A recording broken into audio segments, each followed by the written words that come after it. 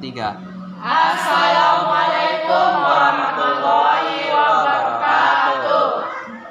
Selamat siang dan salam sejahtera untuk kita semua. Kami dari kelompok 4 akan membawakan materi mengenai sistem pengolahan makanan khas daerah yang dimodifikasi. Sebelum itu, perkenalkan saya Faril selaku moderator dan teman-teman kelompok saya. Perkenalkan, nama saya Ciara dan Catina. Perkenalkan, nama saya Rizka. Perkenalkan, nama saya Asmade.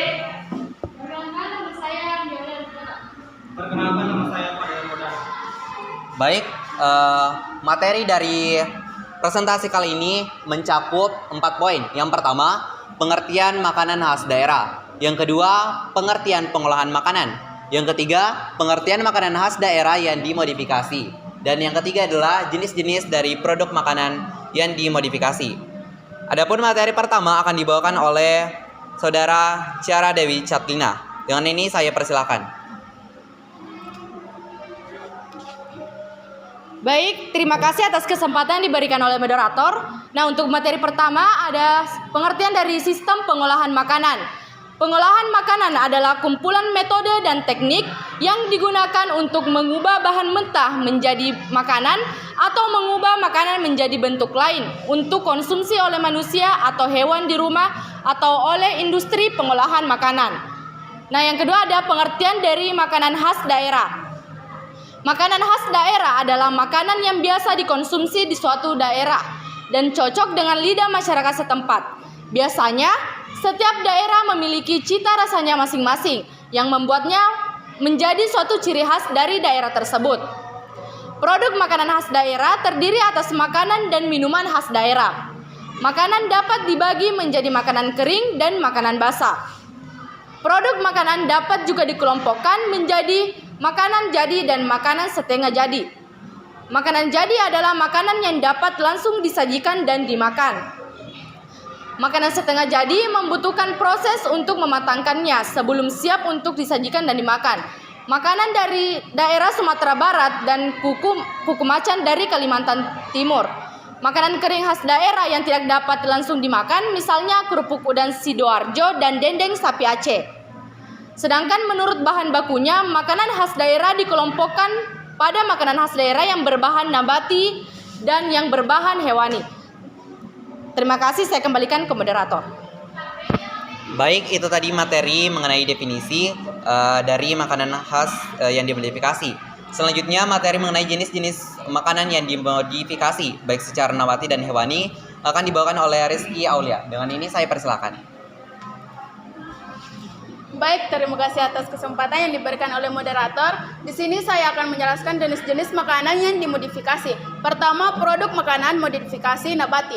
Makanan khas daerah nabati adalah makanan khas daerah yang bahan baku utama berasal dari bahan nabati, seperti dari sayur-sayuran, buah-buahan, umbi-umbian, kacang-kacangan, dan sejenisnya. Produk makanan nabati khas daerah jumlahnya sangat banyak di Indonesia.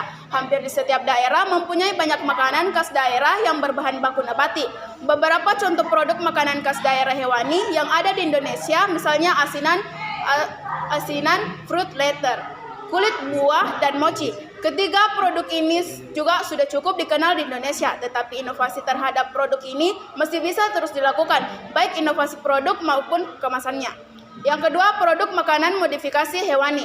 Makanan khas daerah hewani adalah makanan khas daerah yang bahan baku utamanya berasal dari bahan hewani, seperti ayam, daging sapi, ikan, telur, dan sejenisnya.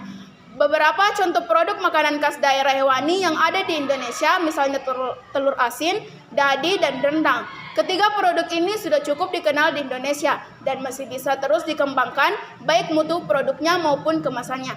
Baik, saya kembalikan kepada moderator. Baik, itu tadi materi mengenai 2 jenis makanan yang dimodifikasi. Selanjutnya pada jenis makanan modifikasi hewani akan dibawakan oleh Asmadi. Dengan ini saya persilakan. Oke, baik. Terima kasih waktu yang telah diberikan oleh moderator kepada saya. Selanjutnya kita beralih ke produk makanan modifikasi hewani. Yang pertama yaitu adalah telur asin. Telur asin adalah produk makanan yang berbahan baku telur atau mayoritas telur bebek, yang dimana proses pembuatannya itu dibuat dengan cara pengawetan atau penggaraman. Nah, selanjutnya telur asin ini merupakan makanan khas daerah yang berasal dari Brebes, Jawa Tengah. Adapun tujuan dari pembuatan telur asin ini adalah untuk meningkatkan harga dari telur tersebut dan juga untuk pengawetan telur tersebut dalam jangka panjang. Selanjutnya kita beralih ke produk makanan hewani, modifikasi hewani selanjutnya itu adalah dadi.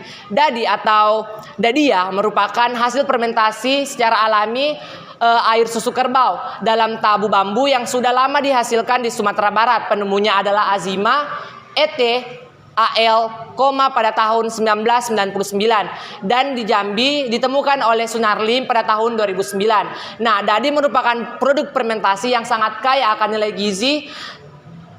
nilai gizi. Tantangan dan peluang peningkatan mutu produk dadi diantaranya dengan cara inovasi rasa agar lebih disukai oleh banyak kalangan, proses produksi agar lebih higienis dan efisien, serta pengawetan pengemasan yang lebih baik. Itu saja yang dapat saya jelaskan dari produk makanan modifikasi hewani. Selanjutnya saya serahkan kepada moderator. Baik, itu tadi 2 produk makanan modifikasi hewani. Selanjutnya produk makanan modifikasi hewani yang ketiga akan dibawakan oleh Fadal. Dengan ini saya persilakan. Baik. Rendang. Rendang adalah makanan berbahan dasar daging sapi, mempunyai cita rasa pedas yang dalam pembuatannya diperkaya dengan campuran dari berbagai bumbu dan rempah-rempah, terutama cabai merah dan kelapa. Rendang semula adalah makanan khas Padang, Sumatera Barat, tetapi saat ini sangat mudah ditemui di berbagai kota di Indonesia bahkan dunia, karena cita rasanya yang relatif disukai oleh berbagai kalangan konsumen. Peluang pengembangan rendang adalah penyediaan rendang dengan berbagai level tingkat kepedasan, peningkatan mutu yang lebih baik dan seragam, serta peningkatan keawetan dengan bantuan pengemasan yang lebih baik.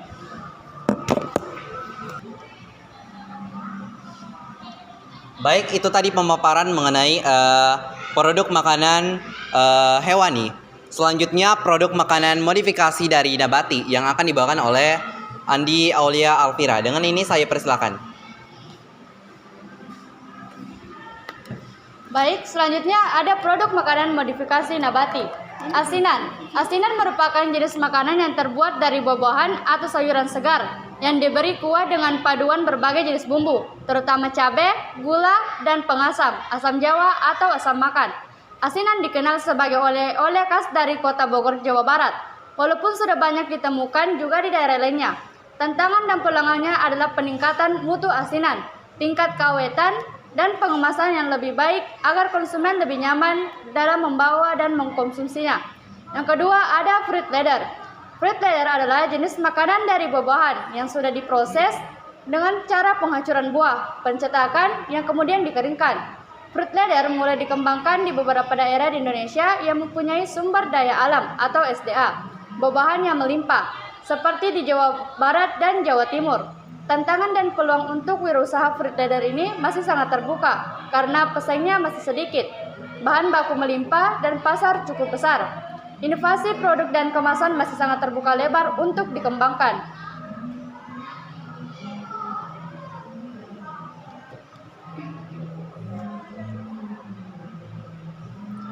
Yang ketiga adalah mochi.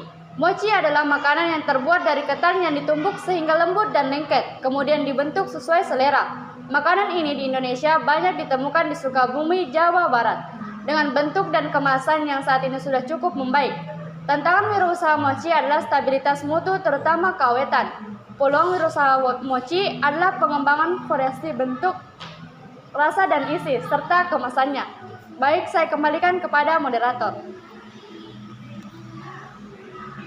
Ya, baik, itu tadi pemaparan mengenai materi sistem pengolahan makanan yang dimodifikasi. Selanjutnya saya moderator akan membacakan kesimpulan dari materi kali ini. Pengolahan makanan khas daerah yang dimodifikasi dari bahan nabati dan hewani memiliki potensi untuk menjadi aset kebudayaan bangsa Indonesia yang harus dijaga dan dikembangkan.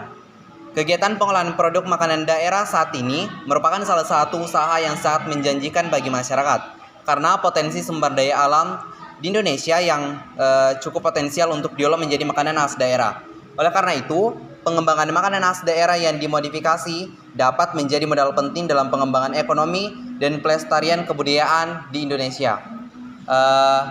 Itu tadi pemaparan dari kelompok kami. Kami dari kelompok menutup dengan ucapan wassalamualaikum warahmatullahi wabarakatuh. Tahu dong. Tahu dong.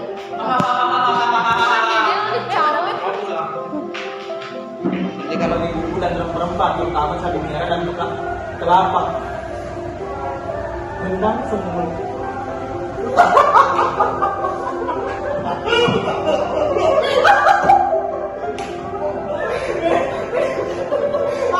Dan semula adalah makanan kesukaan.